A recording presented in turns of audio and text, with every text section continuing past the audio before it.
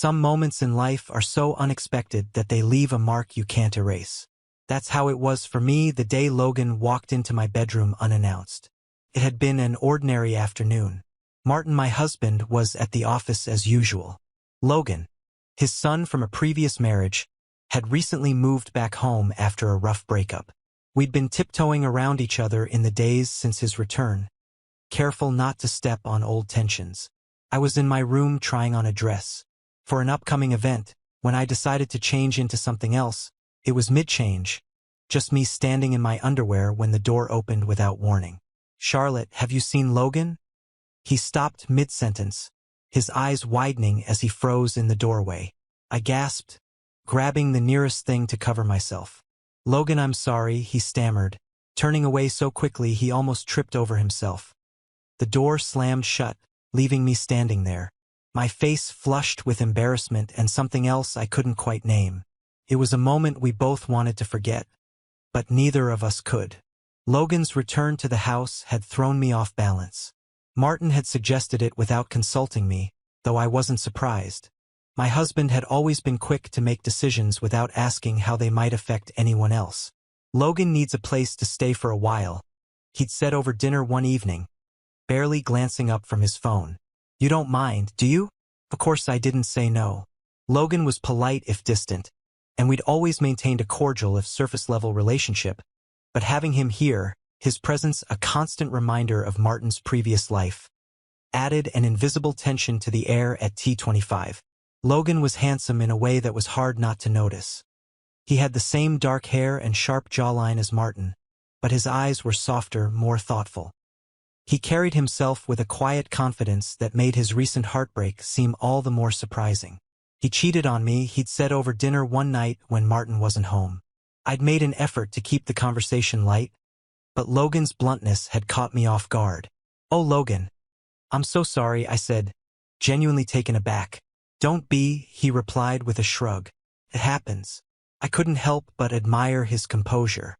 It happened on a Wednesday afternoon. Martin was at the office as usual, and Logan was supposed to be out running errands.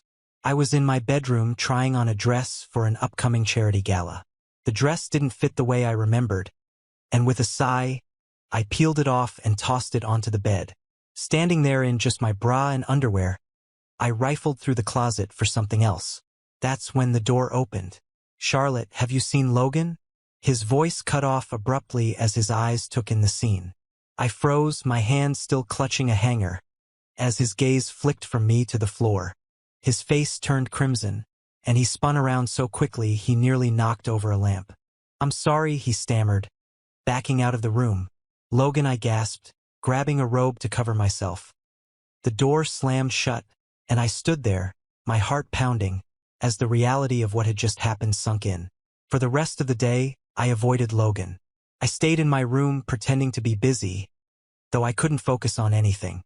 The image of his shocked face was burned into my mind, and every time I thought about it, a flush of embarrassment crept up my neck. At dinner that evening, the air between us was thick with unspoken tension. "Did you finish those errands today?" I asked, trying to sound casual. "Yeah," he said, not looking up from his plate. Martin glanced between us, oblivious to the awkwardness. "I told Logan he should take some time off and figure out what he wants to do next. He said that's a good idea," I said, though my voice sounded far too bright. Logan finally looked up, his expression unreadable. "I appreciate the hospitality," he said. "I won't stay longer than I need to." "Don't be silly," Martin said, waving a hand dismissively. "Your family." The days that followed were torturous. Every interaction with Logan felt loaded, as though we were both tiptoeing around an invisible line. He avoided being alone with me, and I told myself it was for the best. But despite my efforts to push the incident from my mind, I found myself thinking about it more often than I wanted to admit. One evening, I caught him glancing at me from across the living room. His gaze was brief, but it lingered just long enough to make my stomach flutter. I looked away quickly, pretending not to notice, but the moment stayed with me. It wasn't long before I began to notice small changes in his behavior.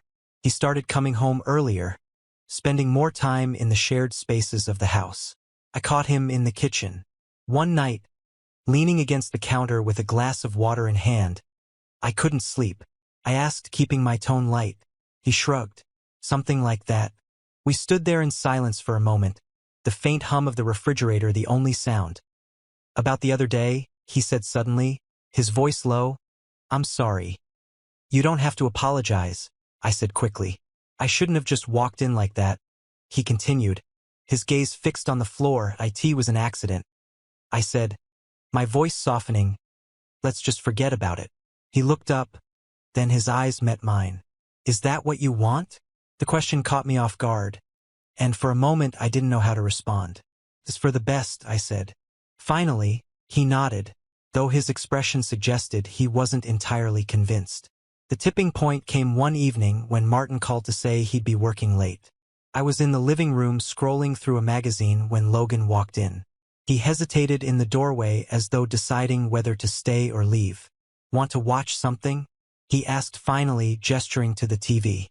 "Sure," I said, setting the magazine aside. He sat down beside me, the cushions shifting under his weight for a while. We watched in silence, but the air between us crackled with unspoken tension. At one point our hands brushed as we reached for the remote, and I felt a jolt of electricity shoot through me. He pulled his hand back quickly, his cheeks coloring. "Sorry," he muttered. "It's okay," I said, though my voice wavered red lightly. The moment passed, but it left behind a lingering sense of possibility, one that neither of us dared to acknowledge out loud. A few nights later, I found myself wide awake long past midnight. The house was silent except for the faint ticking of the grandfather clock in the hallway. I got out of bed and wandered into the kitchen, intending to make some tea, only to find Logan already there. He was sitting at the table with a mug of coffee, his gaze distant in the soft glow of the under-cabinet lights. See shadows across his face making him look older than his 25 years. "Couldn't sleep either?" I asked. Leaning against the door frame, he glanced up, startled. Before giving me a faint smile, something like that, I poured myself a cup of tea and sat across from him for a moment. Neither of us spoke. Then unexpectedly he broke the silence. "Do you ever feel stuck?" he asked, his voice quiet but steady. I repeated, tilting my head. "Like you're just going through the motions," he said, staring into his coffee. "Doing what everyone expects of you, but never really living for yourself." Words struck a chord I wasn't prepared for. I hesitated before answering. "Yes," I said softly, "more often than I'd like to admit." He looked up at me, then his eyes searching mine. "What do you do about it?" "I don't know. I admit I've spent so much time putting others first. Martin, this house, I guess I never thought about what I wanted." Logan's gaze didn't waver. "Maybe it's time you did." The weight of his words lingered in the air between us. A challenge. I wasn't sure I was ready to face it. From that night on, things between us began to change. It was subtle at first. A shared glance that lasted a beat too long. A brush of hands as we passed each other in the hallway. One afternoon I was in the garden pruning the roses when Logan joined me. "Need help?" he asked, crouching beside me. "Do you even know how to prune a rose bush?" I had no clue, he admitted with a grin. I laughed, handing him the shears. "Well, let's hope you don't kill it." As we worked side by side, I felt a sense of ease that I hadn't felt in years. Logan's presence was grounding in a way that surprised me. "You're good at this," I said, watching as he carefully trimmed a branch. "Beginner luck." He said with a shrug. "No, really. I insisted. You have a good eye for detail." He glanced at me, his expression softening. "I learned it from watching you." The compliment caught me off guard, leaving me momentarily speechless. Later that evening, as we were cleaning up after dinner, our hands brushed as we reached for the same plate. The contact was brief, but it sent a jolt through me that I couldn't ignore. Logan said, pulling his hand back quickly. "It's fine," I said. Though my voice wavered, he hesitated for a moment before speaking. "Charlotte," I looked up at him, my heart pounding. He seemed to struggle for words before finally saying nothing. "Never mind," but the tension in his voice told me everything I needed to know. My closest friend, Emily, was the first to notice that something was different. She came over one afternoon for coffee, her sharp eyes taking in every detail as we chatted in the living room. "You seem distracted lately," she said, her tone casual but probing. "Doi?" I asked, feigning ignorance. "Yes," she said, leaning forward slightly, "and Logan's been hanging around more than usual." "Everything is all right?" Of course, I said quickly, though my voice felt too bright. Emily gave me a knowing look. Charlotte, I've known you for years. I can tell when something's on your mind. There's nothing to tell, I insisted.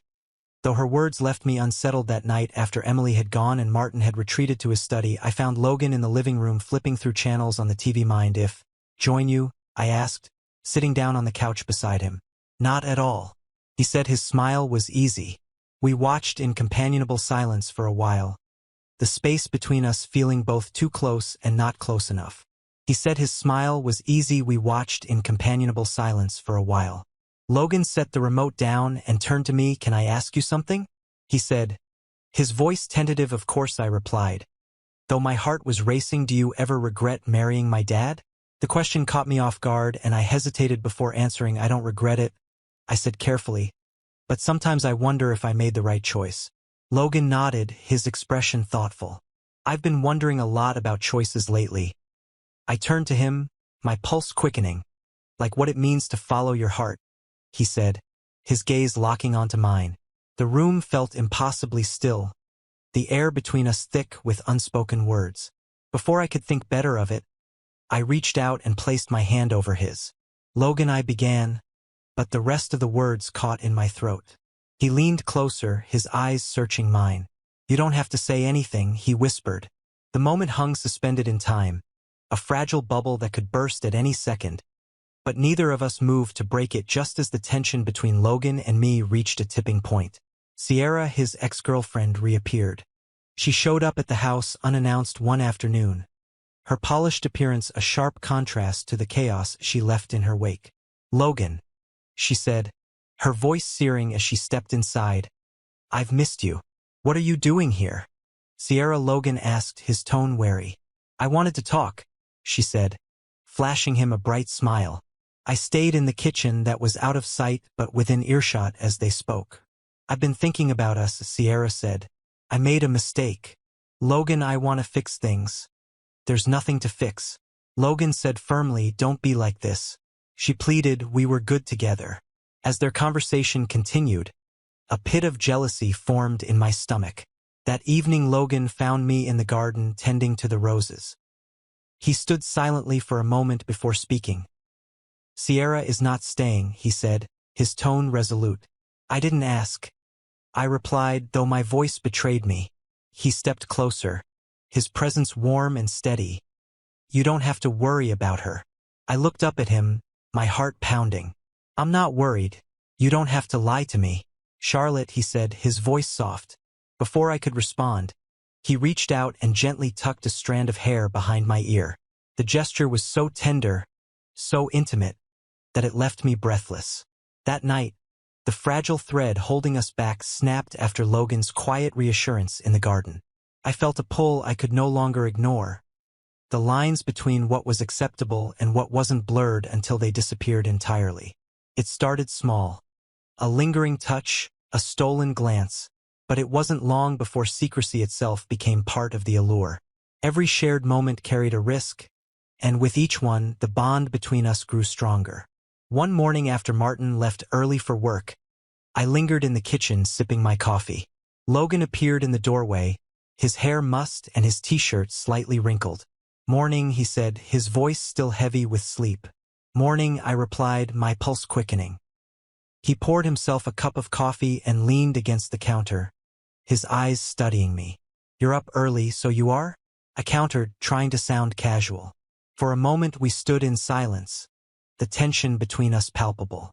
Then slowly he crossed the room and sat beside me at the small breakfast table. Charlotte, he said, his voice low. I looked up at him, my heart pounding. Yes, his hand brushed against mine, the contact sending a jolt through me. I can't stop thinking about you, he confessed. Logan, I began, but he shook his head. Don't say it's wrong, he said softly. We both know it doesn't feel that way. I wanted to argue, to say something that would stop the spiral we were on. But instead I let him take my hand, and the warmth of his touch silenced every protest I might have had. As the days turned into weeks, Logan and I became masters of deception. We found ways to be alone without raising suspicion. A shared, rare moment. In the garden, a quiet hour in the study while Martin was out, Each stolen moment was exhilarating, but it was also exhausting. The constant fear of discovery loomed over us like a dark cloud, and the smallest slip could unravel everything. Emily, ever perceptive, began to notice the subtle changes in my behavior. She stopped by one afternoon unannounced and caught me off guard as I was coming down the stairs. "Charlotte," she said, her eyes narrowing, "you've been avoiding me." "I've just been busy," I said quickly, forcing a smile. "Too busy for your best friend?" she asked, her tone light but probing. I hesitated, uncertain of how to answer. "If that's not the case, what is it?" She pressed because something was going on, and I believe I know what it is. Her comments sent shivers down my spine, but I tried to retain a neutral look. "I'm not sure what you're talking about." Emily's stare stayed on me for a bit before she muttered, "Just be careful, Charlotte. Whatever you're doing isn't worth losing everything." Her warning remained. Sierra's presence with me increased after she went. Much to my dismay, she showed up at the residence. One evening, her cheerful grin hiding the premeditated goal behind her visit, she remarked, "I thought I'd bring dinner," holding out a bag of takeout. "That is thoughtful," I remarked. Logan's response was cautious but courteous, as if he was trying to mask his annoyance. "Thanks, Sierra, you did not have to do that." "I wanted to," she admitted pleasantly. "I have missed us." The atmosphere in the room was overwhelming, so I excused myself and went to the kitchen under the premise of preparing the table. From there, I listened to their talk, each word twisting in my belly. "We could try again," Sierra responded, almost pleadingly. "There is nothing to try," Logan responded. Her laughter was brittle. "You're concealing something. I can feel it." I held my breath, hoping Logan would not falter. "What I do isn't your affair," he continued, his tone chilly. Sierra eventually departed, and the relief I felt was momentary. Martin arrived home early one evening, almost catching Logan and me in the study. We were reviewing some papers, a thin pretext for the true reason we were there, when the sound of the front door opening startled us. "Charlotte," Martin called out. I answered, my voice strained as I hurriedly distanced myself from Logan. Minutes later, Martin emerged in the doorway, his brow furrowing as he took in the sight. "What are you both doing?" Logan was simply helping me sort some old files. I responded hastily, pointing to the mound of papers on the desk. Martin's gaze lingered on us for a time before nodding.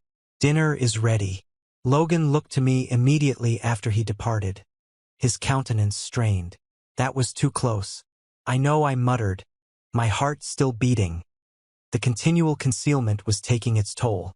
Logan became agitated, his dissatisfaction with the situation rising to the surface during one of our late-night discussions.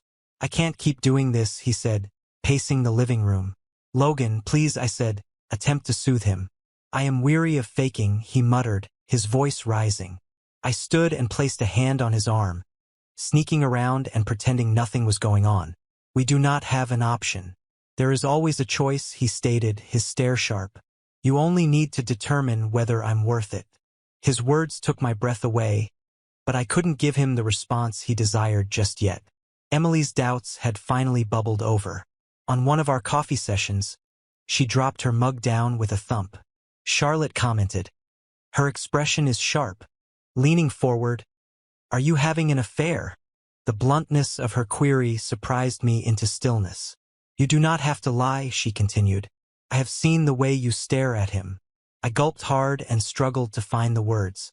"Emily," I held up a hand to stop myself. "I don't need the specifics. Consider the danger you're taking for him." Her remarks hit deep, leaving me unsettled long after she had departed. Sierra's tenacity boiled over when she addressed Logan directly. I overheard their confrontation in the driveway, her voice harsh with accusation. "You're concealing something," she said, "and I'm going to figure out what it is." Logan responded calmly. "But Sierra, you need to move on." "Not until I know the truth," she yelled. The confrontation sent a surge of terror through me. If Sierra uncovered the truth, it would destroy everything. Then Sierra chose to intensify things, and everything began to crumble. She cornered me in the yard when Logan was outside. "Lovely roses," she remarked, stroking her fingers over a blossom as if enjoying them. "Thank you," I said warily, not trusting the gleam in her eyes. She turned to face me with a brittle grin. "I've been thinking a lot about Logan recently. He's been unconventional, reserved, and secretive. Do you know anything about that?" I faked a grin. "Logan has gone through a lot recently. I'm sure he simply needs time, Sierra." She cocked her head, her look frigid, as if there was more to it. "I am not sure what you are implying." Despite the mounting terror in my chest, I spoke calmly. She moved closer, her eyes penetrating. "If there is something you should know, I will not let it slip. Logan deserves more than to become involved in whatever this is." I did not answer, but her comments lingered in the air long after she had departed. Later that evening, Emily arrived abruptly at the house, her countenance angry. "Charlotte," she murmured, moving past me into the living room. "We need to discuss." I closed the door, readying myself for what was to come. "Emily, this isn't the best moment." "Too bad," she interrupted, turning to face me. "I've tried to give you room, but I can't keep silent any longer, Emily." "Please," I said, but she shook her head. "No more excuses," she stated forcefully. "I know something is going on between you and Logan, and if I may ask, how long do you think it will take until Martin figures it out?" Her comments landed like a smack. "You don't understand," I answered softly. "Make me understand," she added, her voice softening. "Charlotte, I am your buddy, but you are playing with fire, and someone will get burned." I collapsed into the couch, tears welling up in my eyes. "I did not intend for this to happen, but it happened," Emily softly remarked. "And now you must decide what to do about it." Logan was outraged when I informed him about the encounter. "Who does she believe she is?" He snapped and paced the living room. I said, "Sheck, my friend," but my voice lacked conviction. He remarked, "She doesn't understand," in a harsh tone. "Please, no one does, Logan," I responded, getting up to face him. "This cannot carry on." His eyes softened with time, but his fury remained clear. "Do you regret it?" The question took me off guard. No," I said honestly, "but that doesn't make things any less complex." He moved closer, his voice low. "We can work things out together for a bit."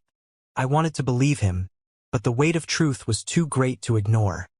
The tension in the home reached a breaking point when Martin noticed the fractures in our facade.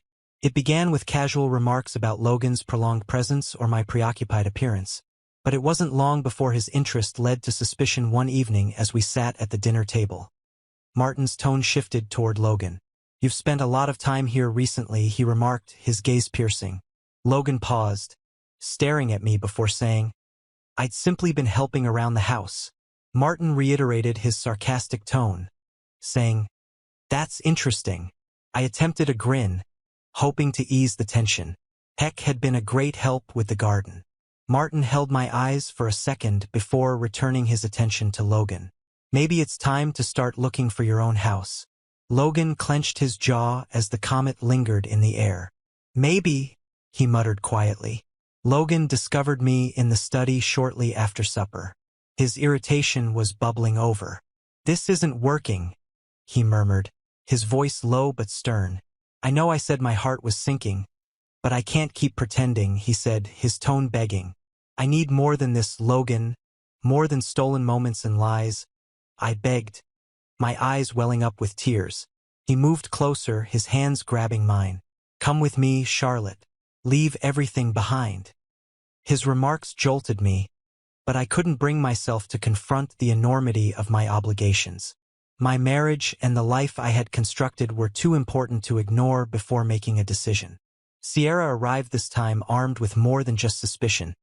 She approached Logan in the driveway, her voice loud enough to attract the attention of the whole neighborhood. "I know what you've been doing," she added in an angry tone. Logan crossed his arms, maintaining a cool demeanor. "What exactly are you talking about? Do not play." "You're dumb," she yelled. "I saw you with her, Logan. I have proof." My heart plummeted as I looked from the window, her words like a dagger pointed directly at us. "If you try to deny it, I will let everyone know."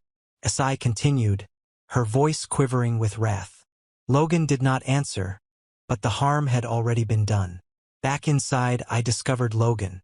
He paced the kitchen, his visage furious, and muttered, "We need to do something." "What do you mean?" I inquired, my voice wavering. "Sierra refuses to quit," he murmured, his mouth set. "If we don't act, Shek would ruin everything." But I asked, feeling powerless, and he replied he talked to Greg. "Logan, no," I answered firmly, my heart racing. "Greg is deadly." "So is she," he countered. As he exited the house, a terrible sensation descended in my chest. Logan returned late that night with a sad appearance. The stiffness in his shoulders revealed everything I needed to know. The talk with Greg had not gone as expected. "What happened?" I inquired, my voice wavering. He dropped into the chair opposite from me, his voice barely above a whisper, scratching his temples. "He knows," Logan said finally, "about us." The room seemed like it had plummeted 10 degrees. "Sierra told him everything," Logan answered, "and now he's threatening to tell Martin if we leave." I felt my breath catch. He nodded together. "It is the only way to stop him." For hours, I walked the living room, caught between loyalty and desire. As Logan sat silently observing me, his focus adding to the weight of my decision. "What about Martin?" I inquired, eventually pausing to face him. "What about this life I've created?" Logan crossed the room to stand in front of me. "What is your life, Charlotte?" he inquired. His comments hurt me more than I wanted to acknowledge. "I can't just walk away," I explained, my voice shaking. "You can," he said. "You just have to pick me up before I can make a decision," he said, holding my face in his palms. I was denied an option. The next morning, Martin faced me in the kitchen, his face pallid and his phone clasped firmly. "Charlotte," he said, his voice quivering with barely restrained rage. "Is there anything you'd want to tell me?" I froze, my thoughts whirling. "What exactly are you talking about?" He threw the phone on the counter, and I noticed a screen full of text messages between Logan and myself. "Do not lie," Martin snapped. "I saw the messages. I know what has been going on." I opened my lips to reply, but nothing came out. He screamed, "How long has this been going on?" with his voice increasing. I glanced down, reluctant to meet his eyes. "Martin, how long, Charlotte?" he shouted. I muttered, tears flowing down my cheeks, as he slammed his fist into the counter. His laughter was sour, almost cruel. "You were here for months while I was out trying to establish this life for us," he said, his voice cracking. Logan stepped inside the room, his expression tightening as he took in the surroundings. Martin answered calmly but firmly, "This isn't just her fault." Martin switched on. "Him." His rage redirected. "Don't you dare try to defend her," he shouted. "You were meant to be my son, yet you deceived me," Logan remarked calmly, despite the fury erupting around him. "I didn't mean for this to happen, but I love her." Martin repeated, "Love," his voice full of incredulity. "Do you believe this is love? This is nothing but selfishness." The debate erupted, with accusations flying like knives. I attempted to interject, but the mounting tension between them drowned out my words. Martin eventually shouted, coldly and definitively, "Get out. You both go out." I asked Martin to leave my house, but he turned away with a stern grimace. "I don't want to hear it," he said. "You've made your choice." Logan and I packed our belongings in quiet, the weight of our actions hanging in the air as I took my luggage to the car. I turned around to look at the house I'd made. With Martin, I felt a sense of regret. "Are you certain about this?" I questioned Logan as we got into the car. He didn't respond right away, his attention fixed on the road ahead. "Are you in?" I paused at the enormity. The gravity of what we were doing fell on me like a heavy blanket. "I'm not sure," I admitted, but just as we got on the freeway, my phone vibrated with a notice. Sierra sent a message. I hope it was worth it. I opened the included link to a social network post, and my blood turned cold. The post includes screenshots of Logan and my communications, as well as the harsh caption. "Some secrets cannot be kept. She informed everyone that she was going to keep it buried forever." I muttered, my voice shaking. Logan looked across at me, his gaze hardening. Let them speak, he urged. It does not matter anymore, but as the alerts started coming in, I understood how much it meant. The reaction was quick and harsh. Friends and relatives pulled away from me, their judgment harsh and merciless. Martin filed for divorce within days, severing all links and leaving me to pick up the pieces of my broken life. Logan. He attempted to be my anchor, but even he couldn't keep me safe from the storm. The strain of our choice began to show, and the flaws in our relationship became more difficult to overlook. Logan glanced at me one evening as we sat in the modest apartment we had leased. His mood was dark. "This is not what you wanted," he remarked quietly. I stared at him, tears welling in my eyes. "It's not what you wanted either." I spoke quietly, and for a long time we sat in silence, the weight of our decisions crushing down on us. Logan finally stood. He moved to the door, pausing to glance at me one last time. He remarked, "I'll always care about you, but we can't keep doing this." And then he left. In the months afterward, I attempted to restore my life. It was not easy. The murmurs and condemnations from others around me were daily reminders of my faults. Yet in the quiet times, I felt clear for the first time in years. I started thinking about what I genuinely wanted, not for Martin or Logan, but for me. Looking back, I recognized that while I couldn't alter the past, I could learn from it and, perhaps, one day find a way to go ahead. The weeks after Logan left were the most difficult of my life. The apartment was unnaturally silent without him, and the weight of everything I'd lost weighed down on me constantly. Martin's absence, while expected, left a hollow pain. Friends I believed I could rely on vanished. Their criticism was too harsh to conceal beneath polite discourse, but I couldn't afford to languish in the early stages of rebuilding. They were unpleasant but essential. I accepted a job at a local art supply business, where I spent my days surrounded by vivid paints and blank canvases, both of which represented promise but were rarely touched. Emily was the first to reach out, stating, "I am not here to lecture you." She mentioned this over coffee one morning. Her voice was softer than it had been during our last talk, but her eyes retained a hint of caution. I appreciate what I said, placing my hands around the warm cup. "I'm simply curious, are you?" "Okay." I hesitated, wondering how to respond. "I'm not sure." I acknowledged it, "but I'm trying." She nodded, her countenance serious. Months later, just as the wounds were beginning to heal, a knock at my door interrupted the delicate tranquility I discovered when I opened it. I froze. It was Martin. He appeared older than I recalled. His face creased with tiredness, yet his presence still held the same weight, filling the little room with unsaid tension.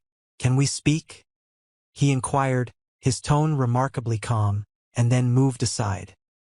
He did not sit when I motioned for him to come in. Instead, he stood at the window and looked out at the street below. "I thought I'd hate you," he said quietly, "for what you did and ruined." I sat on the edge of the couch, my hands twisting in my lap. "Martin, let me finish," he said, turning to face me. "I expected to despise you, yet all I feel is grief for what we may have become." His comments struck harder than any allegation. "I didn't intend to hurt you," I explained, my voice wavering. "I understand," he replied, "but that doesn't make things simpler." We chatted for hours, recalling incidents in our marriage that had gone unnoticed at the time but now seemed momentous. By the time he departed, our wrath had subsided, and we had reached a calm agreement. Logan's absence created a different type of hole, one filled with unanswered questions. Where had he gone? Did he regret what we did? Did he think of me in the same way I thought of him? One evening, while I was closing up shop, I discovered a note slipped behind my windshield wiper. My heart jumped as I recognized the penmanship. "Charlotte, I expected leaving to make things easier, but it hasn't. I still think about you and us. I wonder whether you have moved on. You discovered the bliss I couldn't offer you. I hope you've taken care of yourself, Logan." The letter was unsigned, but it didn't have to be. I read it repeatedly, each word eliciting a range of emotions. Relief, grief, and a little selfish hope that I hadn't been forgotten. Inspired by the letter, I resumed painting. At first, it was just a means to fill the solitude and distract myself from the racket in my thoughts. But as the canvases filled with color, I felt a piece of myself return, a piece that had been gone long before Logan entered my life. Emily walked by one day, intrigued by the sudden rush of inventiveness. "These are wonderful," she said, her eyes wide as she took in the paintings on the walls. "Thank you," I said, a hesitant grin pulling on my lips. "You should exhibit these," she added, her voice demanding. "I'm not sure." But she shut me off. "Have no doubts. Charlotte, you have something to share." Logan returned to my life a year after leaving. I was at a gallery opening, namely my own, when I noticed him across the room. He appeared older, but his magnetic pull remained constant. He said softly as he neared Logan. I answered, my heart beating. For a time, we just stood there. The commotion of the room faded into the background, and he eventually remarked, nodding to the paintings on the walls. "You did it." "I had to," I replied, keeping my voice steady for myself. He nodded, a faint smile forming on the edges of his lips. "I am proud of you." We chatted for hours that night, catching up on everything and nothing. By the time the gallery was empty, the air between us was filled with peaceful understanding. Logan did not stay in town, and his departure did not leave the same agony as before. Instead, it seemed like the end of a chapter, one that I would always cherish despite the pain it caused. As I stood in my studio, surrounded by the hues and textures of my new life, I knew that while the past will always be a part of me, it would not define me. For the first time in years, I felt peaceful.